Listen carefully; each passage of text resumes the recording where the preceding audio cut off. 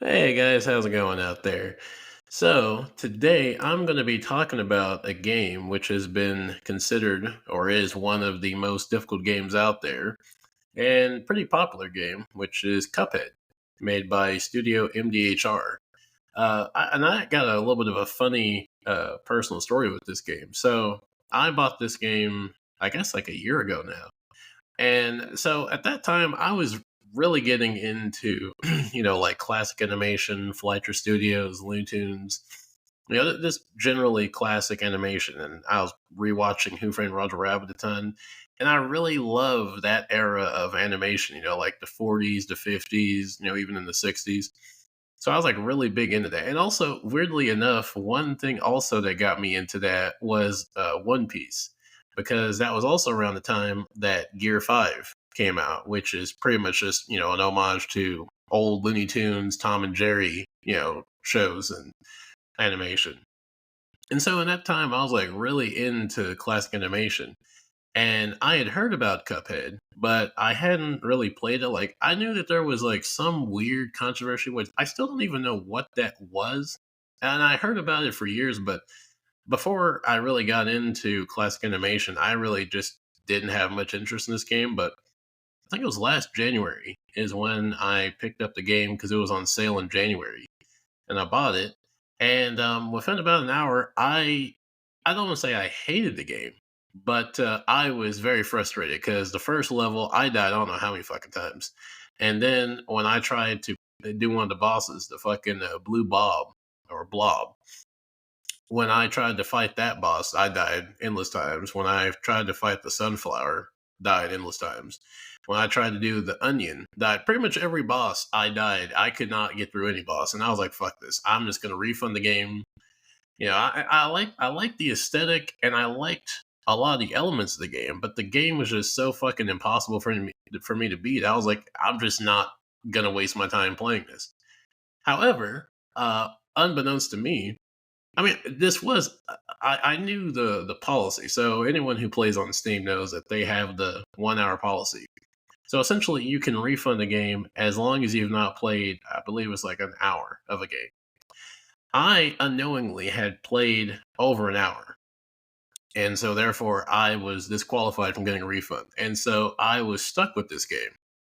And so here I was stuck with a game that I did not like, not because necessarily I didn't like the game, but the difficulty was just so fucking impossible that I was like, I'm not happy playing this game. Like, I like the aesthetic, I like the music, I like the gameplay, but I just am terrible at this game.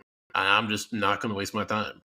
So for I don't know, it was like a few days or so, like I just didn't do anything with it. But I mean I figured, fuck it, I'm gonna be stuck with this game. I only paid like I think it was like on sale, so it was like $7 or $5. So it wasn't a lot of money, but I was like, hell, let me give it another shot. And I put a ton of hours into it, and I actually got better at it. And now I don't know if I'm in the league of like the best Cuphead players, but I have unlocked pretty much almost every achievement. There's only a handful of achievements that I have not actually unlocked. But after playing the game for a year, I've come to appreciate it a lot more than when I first played it because there's so much about this game that is so unique, and I think is why it's such a highly regarded game. Because this game it is in a lot of sense made from a type of artistry that just does not exist anymore. Because this game was made by hand, handmade animation, like how they would make the cartoons back in the 40s and the 50s, pretty much like how Walt Disney and the Disney Company, funny enough, a company that nowadays has pretty much let go of their entire animation department, is purely 3D now and CG. But the methods of making this game pretty much don't even exist. So I was reading about it. So like to try to find artists to actually make this game was hard because the methods to make this game just really aren't a thing anymore. Like people just don't make animation, even like traditional animation nowadays, like they used to 50, 60 years ago. So like when you look at the amount of time and care and effort that like really went into the detail and the artistry and animation, the gameplay, the sound, like it definitely deserves the acclaim it has. But after playing it, and I don't know if this is just me, but I want to say this is probably most people. So when I first played this game, I was atrociously bad to the point where I was like, essentially like rage quitting, where I was like, "Fuck this, I'm going to refund it." And then after about a month or so, like late February, after playing it like daily, like several hours, I was able to get through half of the bosses. So I could get through the blob, I could get through the onion, I could get through the side scroller parts. So I'm still to this day, with as good as I am, I've never been a fan of the flying missions and the flying bosses. But even those I was even getting better with. The only boss I struggled with was the fucking flower. That goddamn sunflower gave me so much grief. I mean, I was able to beat him, but barely. And it took a lot. Like, it took a lot of focus. And when I first played this game, I could not do anything but focus. Like, I couldn't even look. Because normally, when I play video games, like, I'll have, like, music on or YouTube or something in the background. When I first played this game, I had to absolutely lock in and like I could not listen, watch, talk. I couldn't do anything but play this game. Like I'd actually have like drinks I'd have like the drink while playing the game. I would even drink that because I'm like I just have to lock the fuck in and focus completely because like if I break a single point of concentration, I am gonna lose or get killed. And the thing about Cuphead is there's no save point. So like once you die, you have to start all over again. So whatever progress you have, that's it. Like when you lose all that progress. So you have to really make sure if you want to beat it on that go that you beat it on that go because you only got that shot before you have to start again. But after a month, I got better at it, gradually. And so the thing about Cuphead is that all the bosses have like patterns. They have like their own attack patterns. They have their own kind of I guess you could call it like their means of like attack where like they're going to do this, they're going to do that. And really you just have to learn how to like counter and avoid and adjust to that if that makes sense. Cuz like every all the bosses I played, which is all of them now, even like the angel and demon one, the hidden one on the DLC island, they all have patterns that you just have to notice, which takes you just dying a lot. Unless you are someone who looks at, YouTube videos and how to guides. So for some reason, and I don't know why, I just refuse to look up gameplay for this. Because I felt like this is a game for me that would not benefit me looking up how to tutorials or how to beat a boss because I felt like this is a game that is more hands-on trial and error. Like you might be able to get better at this game from watching people, but I watched videos of this game and I was still shit. Like I actually looked at the IGN video of the developers playing the game, and the only thing I got out of that was it made me feel good that I was shit at this game because even one of the developers he died in one of the bosses. So I'm like, well, if one of the people that made the game, if he struggles with it, then it can't be like it's not just a me thing, which I knew it wasn't. But I'm like, well, if even one of the developers is struggling, well, I feel a little bit better about myself about this. But like I got better just through like straight trial and error, which was frustrating. Took a lot of time, took a lot of effort, took a lot of me getting pretty upset with dying. Because, I mean, most people, when you play a game, it's not fun to just consistently die over and over again. Like, it loses its fun. Like, and I think that's where Cuphead is interesting because for as difficult as the game is, I think it is once you actually start playing it. I think it is fair with its difficulty. Now, it can be frustrating, but I think it's fair. Where if you are actually playing and you're actually like trying to to beat the boss, I feel like you'll eventually get to the point where you're able to like understand like how the boss works, like the different phases they have, how their attacks change, how their formation changes, how you have to go to this platform, how you have to go here, how you have to not shoot or not attack when this happens. I think the game has like a nice blend of being difficult to a point of like pretty much like I forgot the term like adapt like you adapt to the difficulty. Because like there are tons of bosses now that like when I first played, like the Sunflower boss, for example, I can beat that game. I can beat that boss on any difficulty easy. I can beat it on expert. I can beat it on easy, and I can beat it on medium, which I think is like the regular setting. Now I will say, I might be giving myself a bit too much credit because the one thing that helped me out, and I still believe this. I'm not sure with as good as I got with this game, I probably would have beaten it because I have beaten this game playing as Mugman and Cuphead. But I don't know if I would have had as easy of a time beating this game if it wasn't for Miss Chalice. Now, depending on who talk to, Miss Chalice is kind of looked at as a cheat. She's kind of looked at as like a kind of an easy route. Um, I don't look at her that way because I Miss Chalice is my go-to. Like I absolutely love Miss Chalice. She was a godsend. When I bought the DLC, that was the best thing I could have done for this game because it made this game so much easier. But to the people who say that like she's a cheat code or she makes the game easy, that is not true. Because even though she made the game easier with like parrying, she has extra heart. She has the ability where you have the extra heart, so you have like pretty much up to five. Even though she has like a lot of perks and advantages, like the game is still hard. Like for as good as I am, even today, like I'd say maybe not the best Miss Child's player. I definitely am not, but like I'd say I'm up there in the tier of being pretty efficient with her, to where like I pretty much have gotten S rank on every level, on every inkwell because of her. Like I've pretty much beat this game on the highest difficulty purely because of her. There are still levels today that I struggle or just cannot beat as Cuphead or Mugman. Now I can relatively beat with her. Like one boss I've really been playing for about I guess 5 or 6 months now is Chef Saltbaker. Very fun boss. Just a very enjoyable boss. And so I don't think that she is a cheat. I think that she is like I think she's just a different type of player character. Like some characters, they're better with pairing as Cuphead opposed to Miss Chalice. Because I've read, on Reddit's and people talking about Miss Chalice, so like they have a hard time with like just the straight parry instead of like having to jump up for it. Now I'm the opposite, where I struggle still with pairing as Mugman and Cuphead, and I can do it perfectly. Like I can almost hit every parry, no matter what difficulty or how like hard the boss is, with relative ease.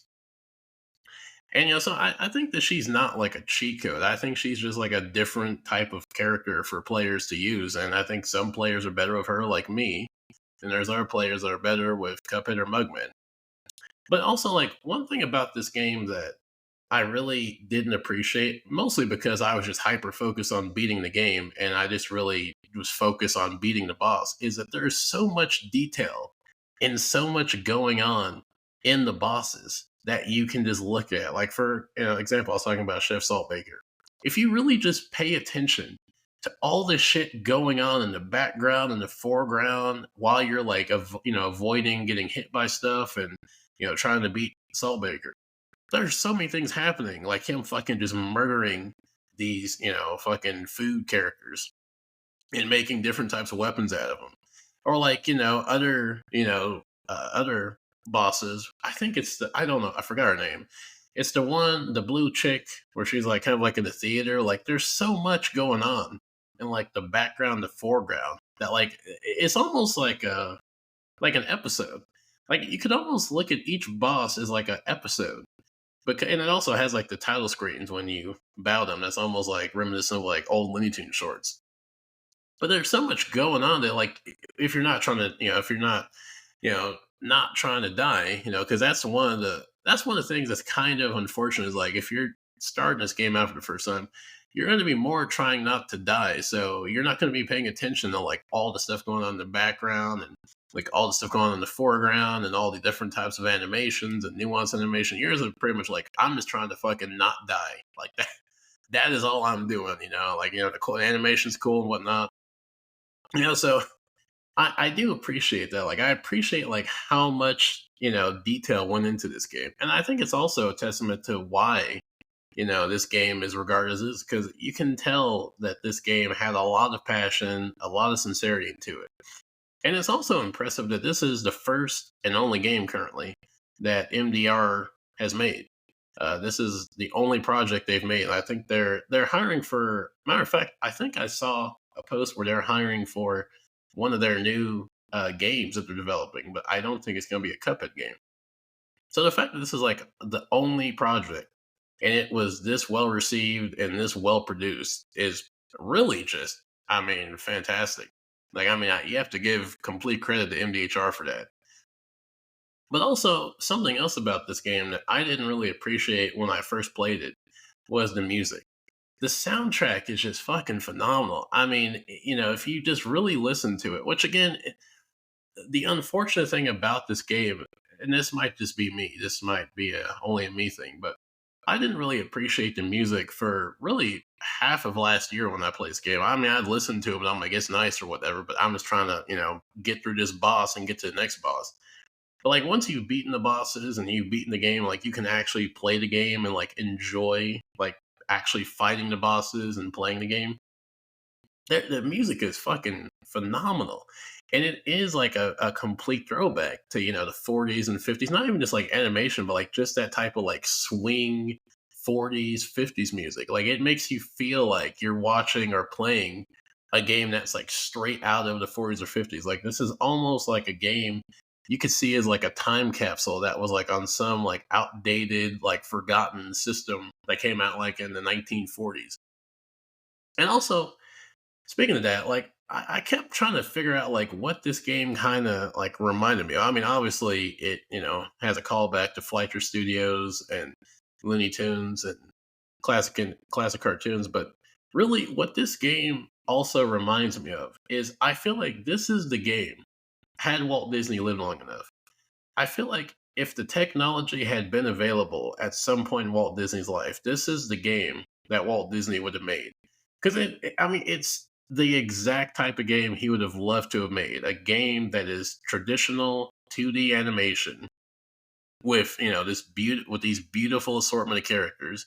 Which I mean, really, you could look at almost any character in this game, and you could easily see them from a Disney short. Like you could easily see any character in this game as a character that could have been in a Walt Disney short from back in the day, or like in a Mickey Mouse short. And also, like some of these characters, like the fucking German mouse with the cat. I mean, the cat looks pretty much like straight out of Tom and Jerry. Like some of the characters are clearly inspired from classic Disney movies, Disney shows. In fact, what's it? I'm terrible with the names, but the Mountain Man in the DLC island, Inkwell 4. I believe he's actually inspired from a Mickey Mouse short of like a giant. So the characters are clearly heavily inspired from Disney shorts. But like I feel like this is a game that Walt Disney would have made if like he had lived in a time where you could make video games to this like sophisticated level.